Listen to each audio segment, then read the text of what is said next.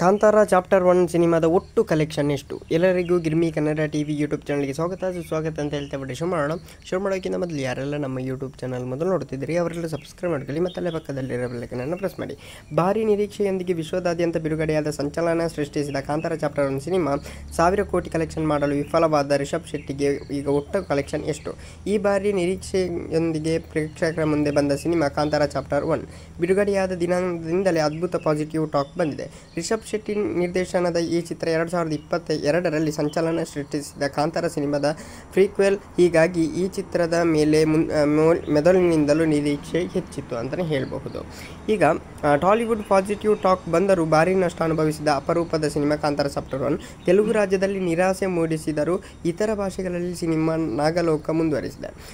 ಕರ್ನಾಟಕದಲ್ಲಿ 245 ಕೋಟಿ ರು ಕ್ರಾಸ್ ಆಗಿದೆ. ತಮಿಳುನಾಡಿನಲ್ಲಿ 71.75 ಕೋಟಿ ರೂಪಾಯಿ, ಕೇರಳದಲ್ಲಿ 55.68 ಕೋಟಿ ರೂಪಾಯಿ, ಹಿಂದಿ ಸೇರಿ ಇತರೆಡೆ 251 ಕೋಟಿ ಕ್ರಾಸ್ ಕಲೆಕ್ಷನ್ ಮಾಡಿದೆ. ಹಾಗೆಯೇ ಈಗ ವಿಶ್ವದಾದ್ಯಂತ ಎಲ್ಲ ಭಾಷೆಗಳಿಂದ 840 ಕೋಟಿ ಕ್ರಾಸ್ ಮಾಡಿದೆ ಅಂತಲೇ ಹೇಳ್ಬೋದು. ಕ್ರಾಸ್ ಮಾಡಿದೆ.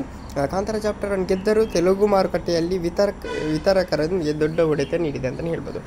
ಒಟ್ಟು ಕಲೆಕ್ಷನ್ 840 ಕೋಟಿ ಅಂತಲೇ ಹೇಳ್ಬೋದು. ಓಕೆ ಗೈಸ್, ಮುಂದೆ ಸಿಗೋಣ. Thank you.